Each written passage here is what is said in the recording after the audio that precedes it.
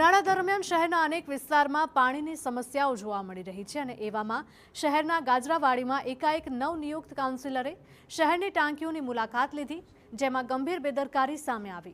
પાણીના સંપમાં ગંદુ તેમજ દુર્ગંધ મારતું પાણી જોવા મળ્યું તથા ટાંકીની આસપાસ ગંદકી પણ જોવા મળી તથા સંપ ખુલ્લો જોવા મળતા કોઈ પ્રાણી કે કચરો તેમાં પડે તો શહેરીજનોને દૂષિત પાણી પહોંચે તેવી પણ સંભાવના છે।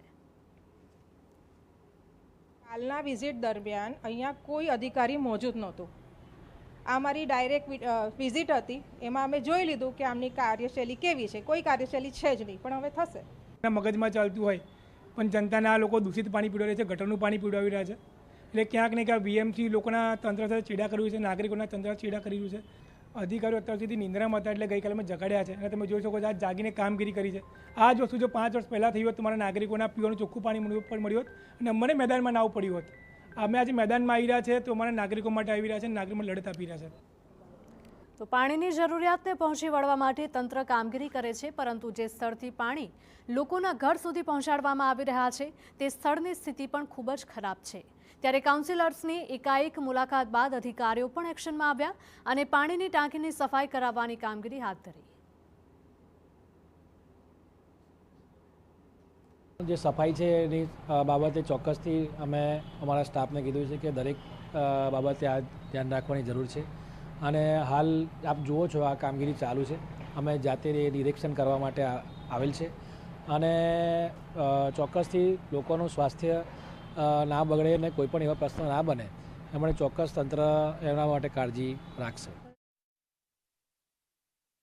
તો હાલ અધિકારીઓએ એક ટાંકીની સફાઈ કરી કામગીરી કરતા હોવાનું બતાવ્યું, પણ હવે અન્ય ટાંકીઓની પણ કામગીરી કરવામાં આવે છે કે નહીં તે જોવું રહ્યું।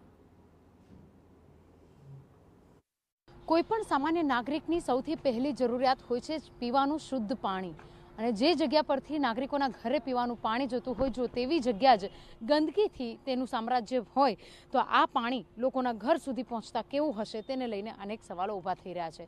હાલ વડોદરા શહેરના વોર્ડ નંબર 14માં આવેલી આ ગાજરાવાડી પાણીની ટેન્ક છે કે જ્યાં આગળથી 50,000થી વધારે લોકોને પીવાનું પાણી પહોંચી રહ્યું છે, પરંતુ આ પાણીની જે ટાંકી છે તેને પહોંચાડતી જે પાણીની પાઇપલાઇન છે તે કાટ ખાઈ ગઈ છે। તે સિવાય પાણીની ટાંકી સુધી પહોંચવા માટેનું જે સ્ટેરકેસ છે એટલે કે દાદર છે તેના પર પણ જે રીતે વૃક્ષો ઉગી ગયા છે જેના કારણે લોકો ઉપર સુધી પહોંચી જ ના શકે। અધિકારીઓ દ્વારા આ જે રીતની જગ્યા છે તેને લઈને યોગ્ય ચોખ્ખાઈ રાખવામાં નહોતી આવતી, સ્વચ્છતા રાખવામાં નહોતી આવતી, જેના કારણે નવનિયુક્ત જે કાઉન્સિલરો છે તેઓ પોતાના વિસ્તારમાં લોકોને સુવિધાઓ મળી શકે તેના માટે એક્ટિવ થયા છે અને પોતાની જે કામગીરી છે તે પણ બતાવી રહ્યા છે। બીજી તરફ જો વાત કરીએ તો વડોદરા શહેરના અધિકારીઓ છે કે જેઓ પોતે ઘોર નિંદ્રામાં હતા અને ત્યારબાદ જે રીતે કાઉન્સિલર દ્વારા પોતાના વિસ્તારની સમસ્યાઓ દર્શાવવામાં આવી, સંપના જે ઢાંકણો ખુલ્લા હતા, આ તમામ જે બાબતો છે તેને લઈને લોકોની વાતો જે અધિકારીઓ સુધી પહોંચાડી ત્યારબાદ આજે અધિકારીનું જે બેડું છે તેઓ જે રીતે કામગીરી કરતા થયા છે અને વિસ્તારના લોકોને શુદ્ધ પીવાનું પાણી મળી રહે તે પ્રકારનું આયોજન જ્યારે કાઉન્સિલરો કરી રહ્યા છે તેવાની વચ્ચે અધિકારીઓની જે બેદરકારી છે તે વધુ એક વખત સામે આવી છે। કેમેરા પર્સન રોહિત ગોયલ સાથે અંજલિ, TV9 વડોદરા।